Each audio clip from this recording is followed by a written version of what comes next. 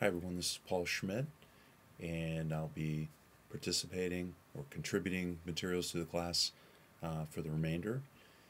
This picture you can see here is of the cruise ship terminal on the island of St. Maarten, part of the Leeward Islands in the Caribbean. And this is where I was the end of December, beginning of January, doing some research on coastal zone related issues, one of those being the cruise ship industry. And this particular picture really captures just how important the cruise ship business can be for some of these islands. If you take a close look, you can see there's 1, 2, 3, 4 cruise ships docked on that particular day there in St. Maarten.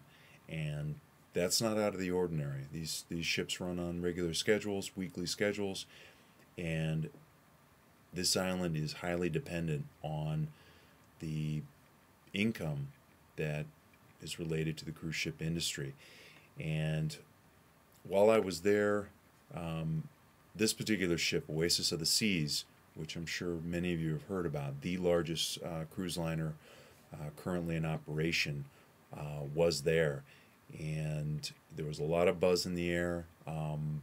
This is one of the few Caribbean ports that actually made the necessary modifications, mostly in terms of dredging, to allow this ship to actually come into the terminal. A lot of the other Caribbean ports are scrambling to try and make the necessary changes, but St. Maarten has, and they are happy about it. Just some interesting facts from this article. This ship is enormous. She can carry up to a maximum of almost 6,300 passengers, and then a crew of almost 2,300. So we're talking about a lot of people.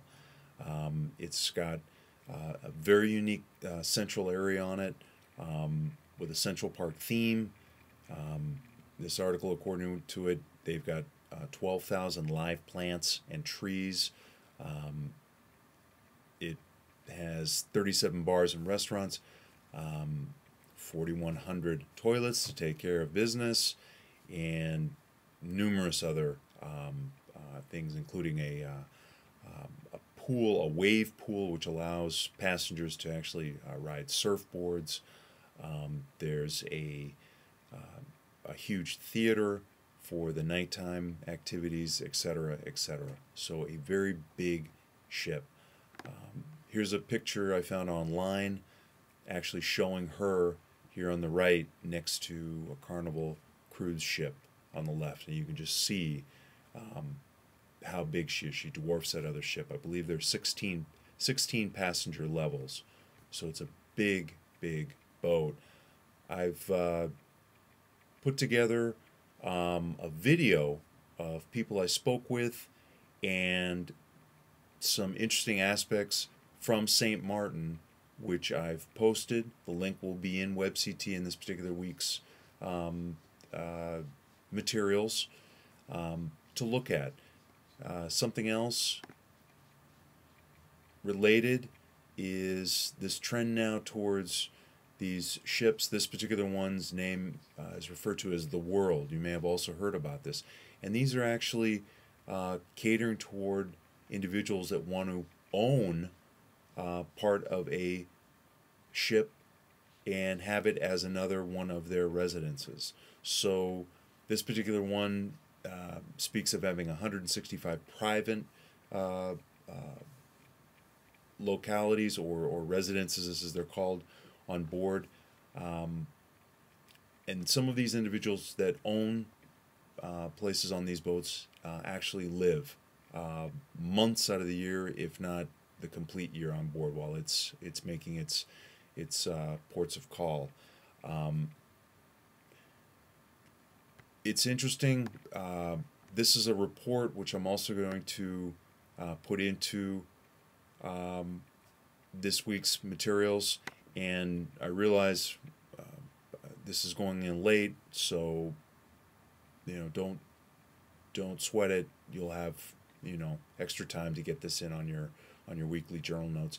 But this was a very insightful report, updated for 2008, prepared by the Congressional Research Service on cruise ship pollution, background, laws, and regulations, including the international aspect, particularly applicable to our class, and key issues surrounding this industry. You may not be aware that of the cruise ship industry, the United States is responsible for 75% of the passengers, the world passengers, originate in the United States. So that's a tremendous amount. And again, I'm putting this in the folder for this week's materials. Please look through it. It's very insightful information. I think you're going to come away from this with a newfound interest, curiosity as to how exactly we're going to be monitoring this industry in the future. Something which I had not realized, which came up during my time there and researching this particular topic, was that not only do we need to look at as coastal zone professionals or those interested in the coast aspects impacting the coastal zone, not only do we need to look at things like wastewater or bilge water, which also includes things like oil and other lubricants which may be discharged into the surrounding marine environment. The other thing which came up, which had not occurred to me, was the disposal of all the food which is not used on board. These cruise ships boast, and we've heard of it, of almost 24/7 layout spreads of food where you can get almost anything you want any time of the day or night. Something which has come up and is addressed here is the disposal of that food. They don't keep it. There's no such thing as leftovers. They need to get rid of it. A lot of it is simply ground up and then disposed of, as is this other waste. And so that's another issue which deserves adequate attention and addressing.